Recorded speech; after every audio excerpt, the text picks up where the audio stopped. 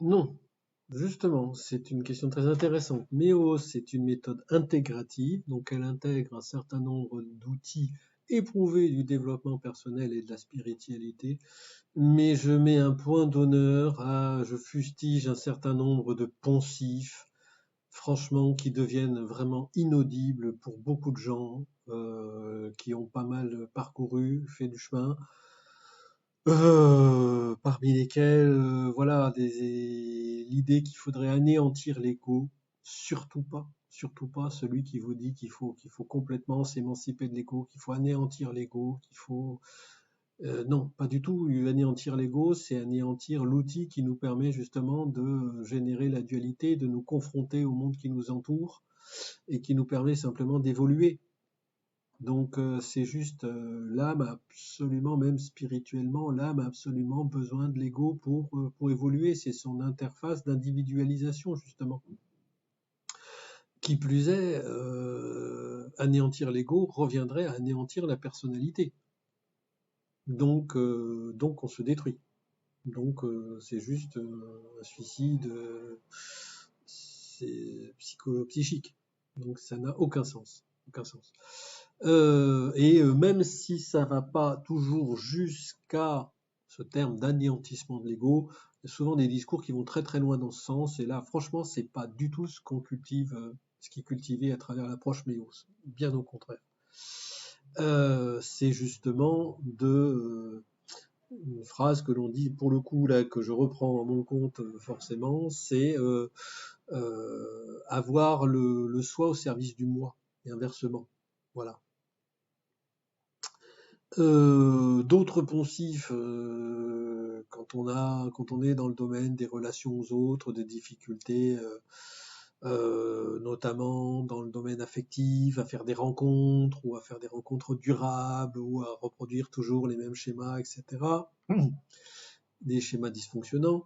Et on entend souvent dire non, non, mais tu dois t'aimer d'abord à toi-même avant de pouvoir aimer quelqu'un ou avant de pouvoir être aimé de quelqu'un. Faux. Enfin, c'est stupide, non-sens, c'est ridicule. Vous imaginez, en tant qu'accompagnant, moi je trouve ça quand même excessivement dur d'accompagner quelqu'un qui est dans la difficulté par rapport à ses relations affectives, hein, qui correspondent déjà à un besoin humain pour commencer. Et donc, je sais pas moi, ce garçon ou cette fille qui a du mal d'aller rencontrer quelqu'un, qui est très triste d'être tout seul, solitaire, vous voulez dire, de toute façon, tant que tu vas pas t'aimer toi-même, tu rencontreras personne. C'est horrible, horrible.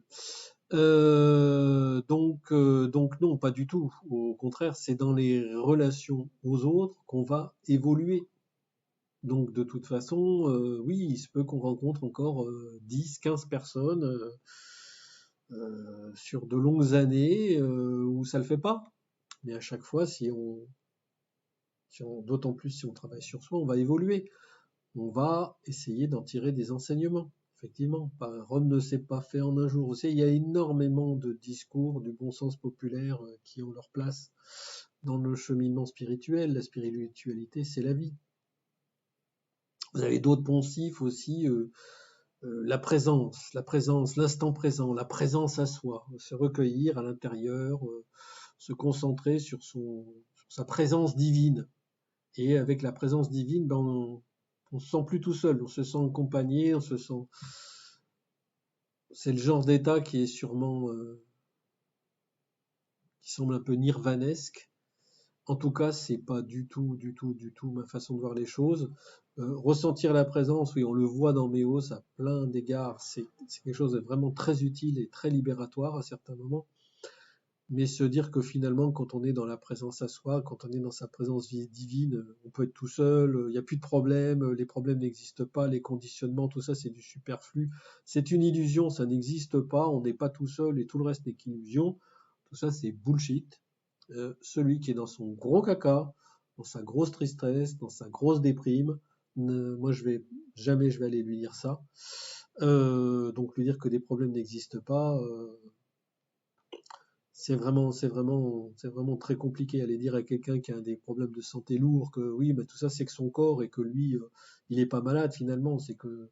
C'est que le corps qui a des dysfonctionnements. Oui, en attendant, les ressentis, ils existent, ils sont bien là, ils sont.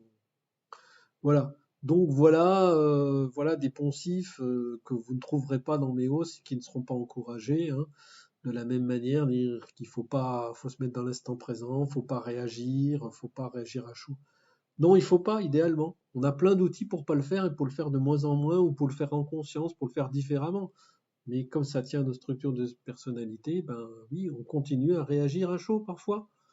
Maintenant, c'est dans la manière de le faire. Maintenant, c'est dans la manière d'être capable de le noter d'ailleurs, de réagir à chaud, mais d'être capable aussi en face d'une personne, cas échéance, ça se produit, dans le cadre d'un échange, où on réagit mal à des propos, mais c'est aussi la faculté de pouvoir avancer, de pouvoir dire attends, là, j'ai mal réagi, j'ai peut-être surenchéri, vraiment surinvesti là sur la question, voilà, on peut peut-être reprendre des choses différentes. Donc voilà, il y a plein de poncifs comme ça, vraiment, ça c'est pas la marque de fabrique, c'est pas le style de la maison, et donc vous ne les retrouverez pas en tout cas dans l'accompagnement, que ce soit celui que éventuellement je pourrais proposer ou dans le livre, vous ne retrouverez pas ce genre de choses.